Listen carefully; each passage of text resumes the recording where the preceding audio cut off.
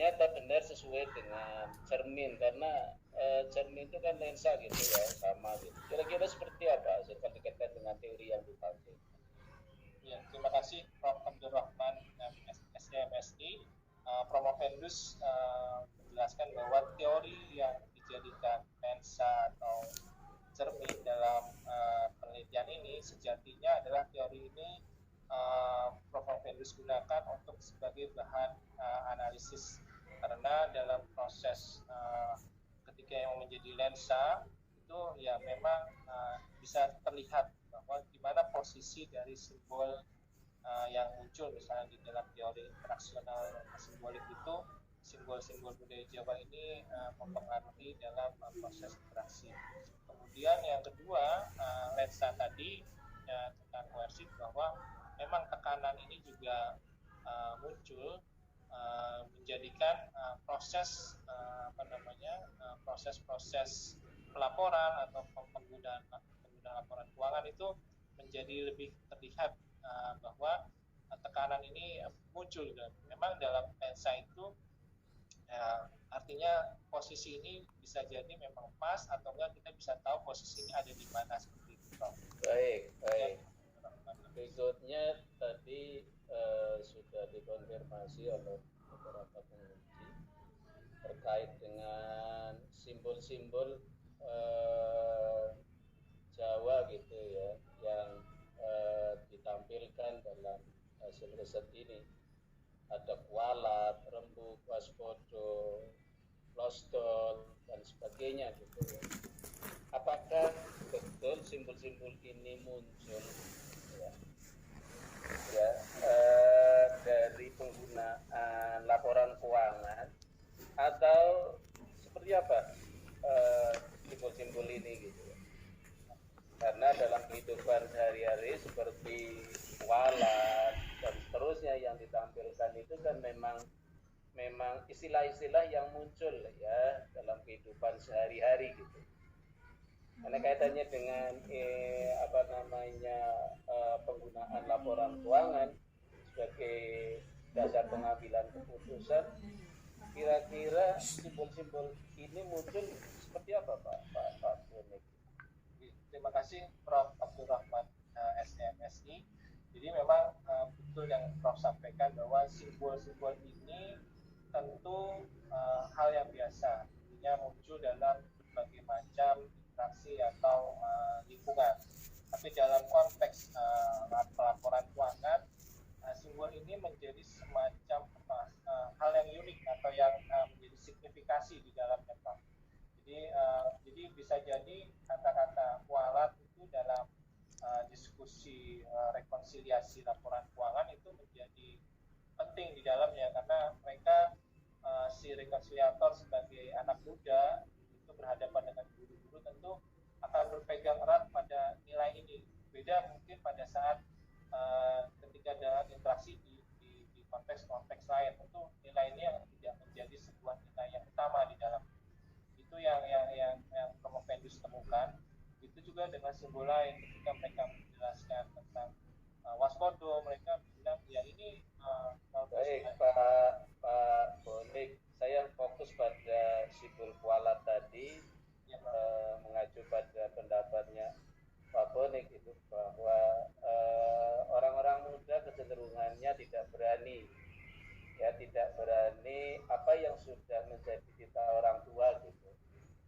Jadi dikaitkan dengan rekonsiliasi. Apa ya kemudian dalam penyusun penggunaan laporan keuangan ini juga misalnya dalam audit dan sebagainya gitu kan. Apa ya akan selalu muncul simbol ini kualat misal. Terima kasih Prof. Abdurrahman SDMSI. Jadi pada saat proses ini menurut informan dari data yang Promovendus temukan, simbol ini sepertinya masih terus dipegang, karena pertama adalah proses entitas atau yang pelapor dari ini dari sekolah. Tentu namanya sekolah, tentu simbol guru itu menjadi lebih dipandang ini lebih lebih terhormat dalam strata budaya Jawa. Artinya bahwa tetap menghargai guru walaupun nanti orangnya sudah ganti-ganti. Dan ini diperkuat oleh informan karena informan menjelaskan hati-hati nanti nih kalau guru. Jadi dia mencoba menyampaikan ke rekannya bahwa ini adalah ya dengan guru. Jadi kamu juga harus hati-hati, jangan bukan mentang-mentang bukan berarti kita sebagai yang fasilitator terus bisa tidak memiliki adab atau akhlak kepada kepada guru-guru pengelola keuangan di sekolah. Seperti itu, Pak. Mengenai batasan waktunya, saya kira cukup, Pak Doni. Iya. Saya kira cukup, Prof. Anies. Saya kembalikan ke Prof. Anies. Ya, baik, terima kasih Prof. Roman untuk semua pertanyaan. Terakhir dari saya, Prof. Hendus ya. Bentar, saya pastikan dulu ini. Ini kerjanya di UMKU apa USAID? Ya, di mana-mana, Prof. UMKU itu apanya? Ya, hanya eksternal ngajar di sana, Prof. Oke, ya, karena saya nanti harus menyampaikan yang benar di mana UMKU atau USAID itu ya. Oke, bentar. Ini pertanyaan yang berkaitan dengan disertasi ya. Penasaran ini.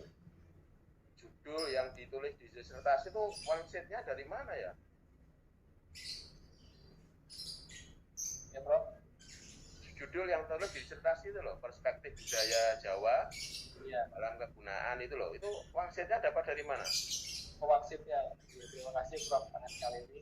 Jadi wangsit tentang judul ini saya peroleh pasca ujian kelayakan tempo hari tanggal 30 Juni 2022. Kemudian saya diskusikan dengan Prof. Abdurrahman, dengan Bapak Tri Jatmiko, Prof. Wahyu Prabowo PhD, Prof.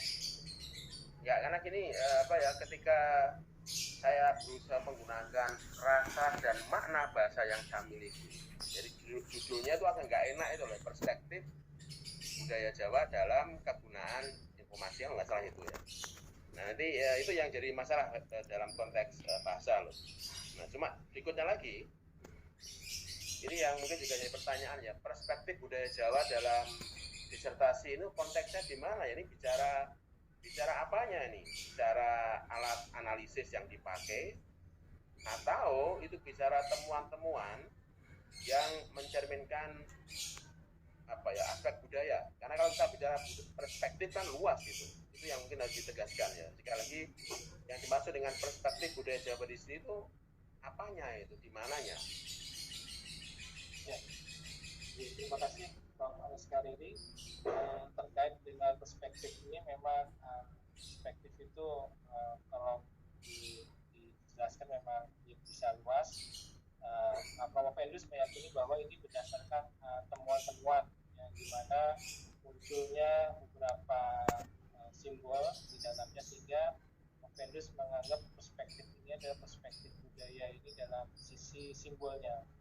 Oke, kalau seperti itu ya, mengapa tidak langsung ya simbol budaya Jawa itu dalam apa misalnya itu ya? Karena tadi yang disampaikan oleh Pak Syahrul, kalau kita bicara budaya itu emang luas ya, ada aspek realitasnya, ada aspek simbolnya, maknanya, nilai dan sebagainya itu. Nah kalau kita bicara perspektif budaya Jawa itu kan seolah-olah kita mau menggunakan budaya Jawa untuk menguliti, ya, mengungkap dan sebagainya secara detail itu atas isu yang diteliti. Itu yang saya tanyakan. Makanya perspektif itu cakupannya luas. Kalau memang itu fokusnya pada aspek yang bersifat simbolik, mengapa tidak langsung merujuk ke aspek simbolnya? Ya, karena itu juga pertanyaan. Kalau ini interpretif, simbol itu mengungkap makna apa sebenarnya, itu akan dikejar terus itu. Jadi sekali lagi, nanti tolong dibuat lebih, saran saya sih ya, dibuat lebih spesifik sehingga nanti tidak muncul interpretasi yang liar, yang cenderung luas ketika bicara perspektif gitu. Jadi itu yang mungkin perlu dipertimbangkan untuk untuk menunjuk penggunaan istilah perspektif budaya Jawa. Kemudian karena di situ bicara simbol, bicara budaya Jawa, pertanyaan berikutnya adalah mengapa kok yang dipakai justru fenomenologi? Mengapa bukan etnografi misalnya? Atau kalau enggak ya etnographic case study itu ya. Mengapa lebih fokus pada aspek fenomenologinya bukan pada etnografi misalnya? Ya. Terima kasih Prof. Anes Kariri, SMSI. Terkait kenapa mengambil fenomenologi, Prof. Vendus meyakini untuk memang pada saat penggunaan etnografi itu akan lebih mendalami bagaimana dari berbagai macam aspek dari budaya ya, karena budaya ini nanti tentu yang dilihat adalah pergeseran, bisa salah satunya adalah pergeseran dari budaya atau budaya itu menghadapi sebuah realitas baru, dan ini akan menjadi concern dari penelitian ketika misalnya Prof. Vendus melakukan dengan menggunakan etnografi. Tapi Prof. Vendus menggunakan fenomenologi, Prof. Vendus ingin mendapatkan pengetahuan yang dimiliki oleh personal tersebut, walaupun personal atau informan itu yang tinggal dalam lingkungan budaya Jawa. Jadi Prof. Vendus meyakini yang studi fenomenologi adalah untuk mendapatkan persepsi dalam pengetahuan dalam mendapatkan bagaimana si informan menggunakan laporan keuangan. Jadi mungkin ke depan ketika ingin menggunakan etnografi, jadi bisa misalnya tadi ada beberapa literatur tentang bagaimana pasca 98 dengan sebelum 98, di mana sebelum 98 etnis mungkin budaya Jawa kuat, ketika 98 adanya penurunan hegemoni budaya Jawa di dalam. Ya, oke. Enggak, maksudnya gini, kalau bisa ya nanti ada semacam penjelasan, meskipun itu ada nuansa budaya Jawanya, tapi risetnya itu bukan etnografi, kan alasannya apa gitu, sehingga orang tidak antara petik juga akan tergiring ketika membaca judul ya, akan tergiring ke aspek etnografi itu nanti yang mungkin perlu dipertimbangkan. Ada penjelasan lah di metodologi atau di latar belakang, sehingga dari awal orang sudah fokus pada aspek pada sisi fenomenologi, bukan pada sisi etnografi. Oke, berikutnya lagi, kalau kita melihat informannya, ada anggota DPR ya? Nah, pertanyaan saya sederhana ini, apakah Prof. Vendus itu meyakini betul bahwa pernyataan, jawaban yang disampaikan oleh informan itu betul-betul menceritakan fakta yang sebenarnya? Kenapa? Karena dalam konteks lingkungan budaya Jawa ya, orang kadang bilang nggih itu nggak kepanggih itu, bilangnya nggih, tapi intinya di sekolah justru itu tidak nggih itu. Nah, bagaimana meyakini bahwa apa yang mereka sampaikan ketika wawancara itu betul-betul mencerminkan kondisi atau pandangan mereka yang sebenarnya, ya bukan artian sesuatu yang dikatakan A padahal sesungguhnya yang ingin disampaikan adalah B. Kira-kira seperti apa? Ya, terima kasih Prof. Anes Kariri. Nah, terkait dengan informan kami yang dari DPRD tadi atau legislatif, memang kami Prof. Vendus menanyakan juga mengenai posisi atau pengalaman dari informan ini. Jadi informan ini adalah pernah tentu bagi anggota legislatif 2 periode, kemudian juga sebagai ketua panja KPJ 3 kali, sehingga menurut Prof. Vendus beliau sudah mengalami atau merasakan atau sudah melakukan terkait dengan bagaimana pemanfaatan laporan keuangan pemerintah di Provinsi Jawa Tengah. Itu Prof. Oke, saya kira pertanyaan saya sudah cukup ya. Saya cek sebentar sebelum kita putuskan apakah di skor sementara atau bisa dilanjutkan. Mbak Dina bisa dilanjutkan? Ampun Prof, bisa ya, dilanjut. Lanjutkan Kembali. Sekretaris Sidang memberitahukan hasil ujian promosi. Yang terhormat Bapak Tri Jatmiko Wahyu Prabowo, SE, MSI, PhD, dipersilahkan. Terima kasih Mbak Lina. Mohon izin Prof. Anis sebagai Ketua Sidang. Berita acara ujian proposi doktor Saudara Bonix Edi Maulana pada hari ini, Kamis 7 Juli 2022. Program Studi Doktor Ekonomi Fakultas Ekonomi dan Bisnis Undip menyelenggarakan ujian promosi doktor atas nama Saudara Bonix Edi Maulana. Ujian promosi doktor dipimpin oleh Prof. Anis Kariri, SE, MCom, PhD, Akuntan sebagai Ketua Penguji sekaligus penguji, didampingi oleh Tri Jatmiko Wahyu Prabowo, SE, MSI, PhD, sebagai sekretaris tim penguji sekaligus co-promotor. Serta anggota tim penguji terdiri dari Dr. Saiful Falak, SEMSI, penguji eksternal, kemudian yang kedua Surya Raharja, SEMSI Akuntan PhD sebagai penguji, Dwi Cahyo Utomo, SEMA PhD sebagai penguji, dan Trijat Miko Wahyu Prabowo, SEMSI PhD sebagai penguji.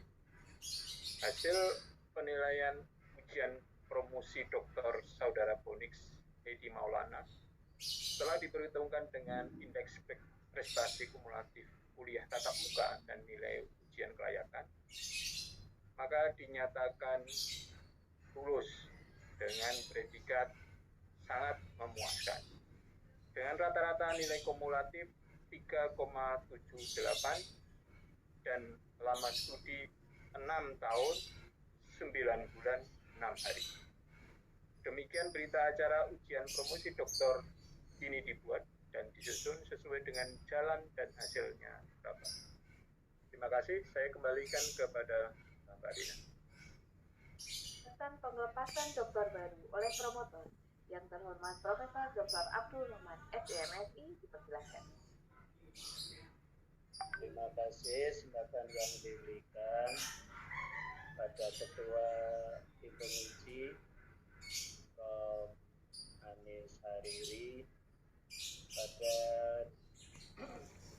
semua tim penguji, tidak perlu saya sebut satu persatu, pada yang berbahagia Pak Bonix Maulana dan hadirin sekalian yang saya hormati. Bismillahirrahmanirrahim. Assalamualaikum warahmatullahi wabarakatuh.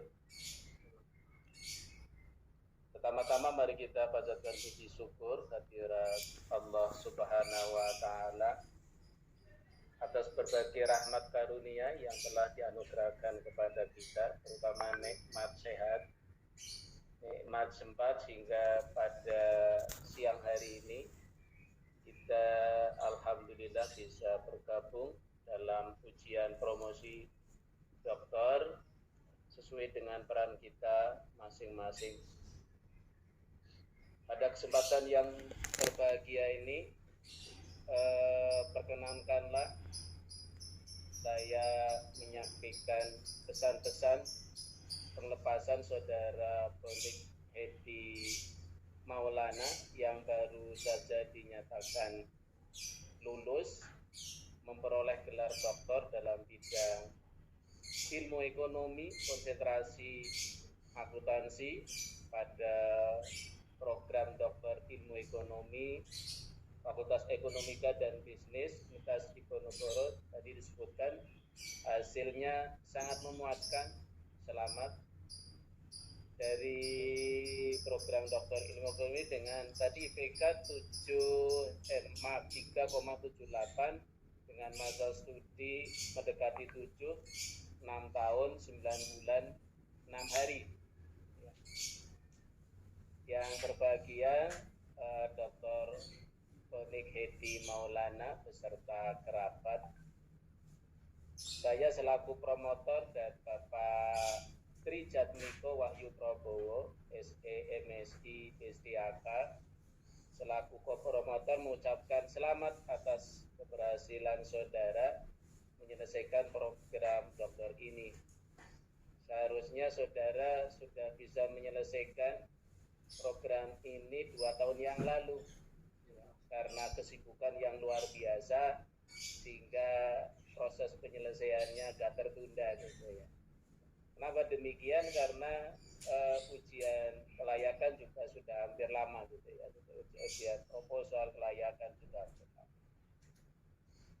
Penelitian saudara tentu menambah hasanah penelitian akuntansi sektor publik dan akuntansi pemerintahan, khususnya akuntansi keuangan daerah, di mana dan saudara mengaitkan faktor budaya, dalam ini faktor budaya Jawa. Ya, penelitian ini berusaha mengungkap lebih mendalam ya, bagaimana para pengguna memaknai laporan keuangan Pemda dalam pengambilan keputusannya.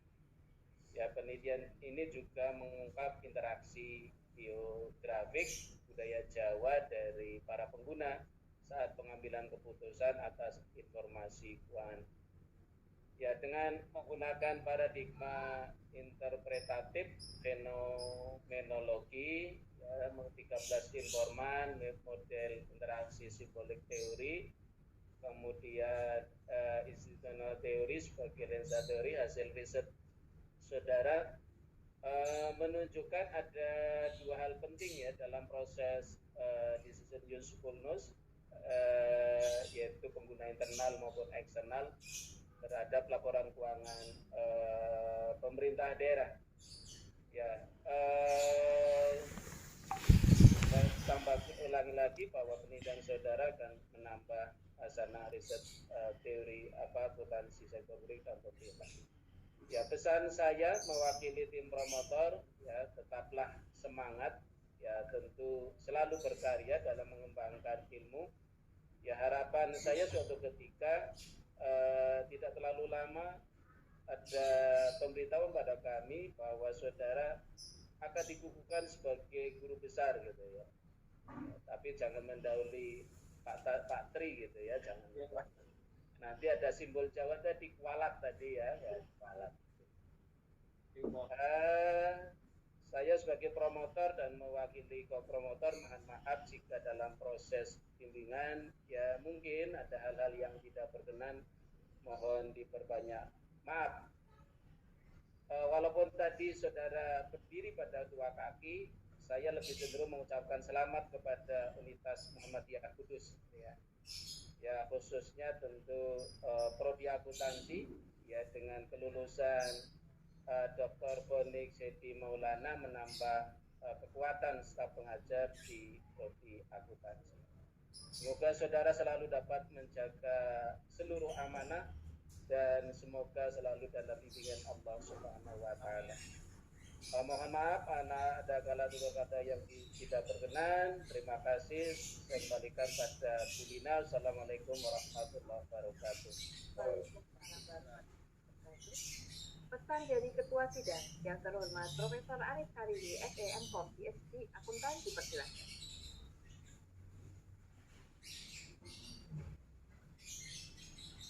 Kan dari dulu Mbak Bonik. Kesan dan pesan oleh dokter baru kepada Dr. Bonik Sedi Maulana, dipersilakan. Assalamualaikum warahmatullahi wabarakatuh. Salam sejahtera bagi kita semua. Puji dan syukur saya panjatkan kepada Allah Subhanahu wa taala pada berkat ridho dan perkenannya lah pada hari ini. Alhamdulillah saya mendapatkan limpahan karunia dan anugerah sangat besar sehingga bisa menyelesaikan studi saya di ilmu ekonomi, program doktoral ilmu ekonomi Universitas Diponegoro dan memperoleh gelar doktor. Dan alhamdulillah walaupun studi yang saya lakukan dalam waktu relatif lama, mudah-mudahan menjadi berkah bagi kami semua.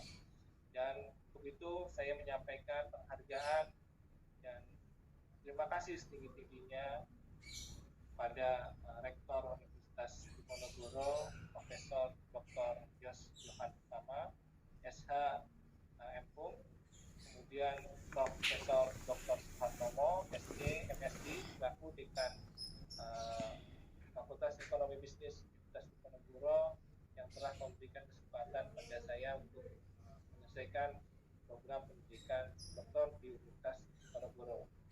Dan juga kepada Ketua Program Doktor Ilmu Ekonomi Profesor Anis Hariri, SMMSI, PhD, AK CFRE, dan juga Sekretaris Program Doktor Ilmu Ekonomi Dr. Farida Indirani, MSI, atas memberi juga arahan dan kesempatan kepada saya bisa bergabung dalam program doktor ini.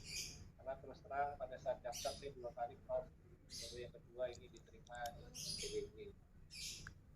kemudian yang paling juga kepada Profesor Dr. Abdurrahman MSI AKT selaku promotor saya yang sangat luar biasa, yang dimana meluangkan waktu kepada saya dalam melakukan proses bimbingan, memberikan arahan, wawasan, dorongan, sehingga disertasi ini bisa saya selesaikan alhamdulillah secara tepat waktu. Dan juga kepada Bapak Tri Jatmiko Wahyu Prabowo SEMSI PhD selaku promotor, saya juga banyak memberikan arahan dan masukan terkait dari proses awal penulisan disertasi, di mana ada hal yang saya ingat bahwa disertasi yang kalau bisa disusun itu dalam rangka memecahkan masalah-masalah bangsa dan negara. Ini yang akan menjadi pegangan saya juga untuk ke depan. Dan juga tentu saja tim penguji Prof. Anis Hariri, kemudian Bapak Dwi Cahyotomo, SMM PhD, dan Bapak Surya Raharja, dan juga penguji eksternal Dr. Saiful Fala STMSI. Sangat saya terima kasih banyak karena telah memberikan banyak masukan terhadap penyelenggaraan disertasi saya, terutama pada saat proses penyusunan disertasi ini, di mana penelitian kualitatif masih menjadi penelitian masih baru dan dirasa ini memiliki tantangan yang cukup besar, sehingga alhamdulillah saya bisa menjalaninya hingga selesai. Kemudian juga yang terpenting adalah kepada staf pengajar di program Doktor Ilmu Ekonomi, khususnya di konsentrasi ilmu akuntansi, yang telah banyak memberikan ilmu dan pengetahuan bagi kami, bagi saya dalam rangka menulis disertasi ini. Dan tentu saja rekan-rekan dari teman-teman Kompak yang alhamdulillah hari ini juga sudah hadir. Terima kasih yang mendukung saya dalam proses penulisan disertasi, dan juga keluarga baru saya di Banten juga. Terima kasih atas supportnya teman-teman semua. Dapat terima kasih banyak. Kemudian juga anggota DPRD, kemudian ada pemerintah provinsi, BPKAD, kemudian ada juga dari Biro Bangda Provinsi Jawa Tengah dan BPK, juga yang telah bersedia menyediakan data kepada saya, dan juga Bapak Rektor Muhammad Universitas Muhammadiyah Kudus, Bapak Kusmoto, yang memberikan izin kami untuk saya bisa menempuh studi di PDIE Universitas Diponegoro, dan juga rekan-rekan seprofesi di Universitas Muhammadiyah Kudus yang juga memberi dukungan dan doa kepada saya. Dan tentu juga kepada teman-teman seperjuangan PDIE di 2015. Terima kasih Pak Marsono, Winda, Mbak Tili, Bu Tiwi, Bu Aida, ini Bu Asti, Kornel, Budian, Neti, Pak Agus, Pak Nyoman, Pak Adik, Pak Abi, Pak Siswandaru, Pak Sigit Arum, Mas Wadi, dan Pak Mansur juga.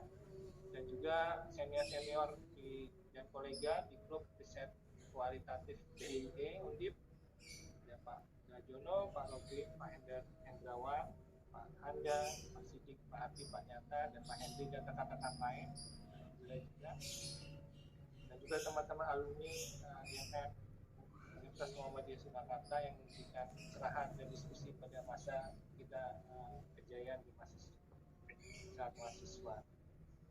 Dan juga tim administrasi PDI UNDIP, Mbak Lina, Mas Aris Masri, dan almarhum Mas Jo, dan Pak Bruno yang memberi pelayanan yang super kepada saya, terutama Mbak Lina dan Prof. Anis. Terima kasih atas supportnya hingga hari ini saya bisa di sini dan bisa menyaksikan.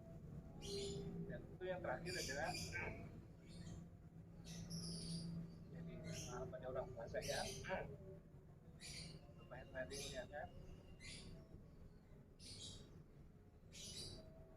Kemudian Ibu Pangiyati, kemudian Bapak almarhum Ibu Abdul Jalil, Ibu Sri Wahyuni, dan istri saya tercinta, Bapak Lestari Dewi, dan juga anak-anak, Ibu Jasmin, Adriana Abdul Maulana, Azza Biansi Maulana, dan kakak-adik dan juga kakak-kakak saya, adik saya, dan juga para dan juga keluarga besar yang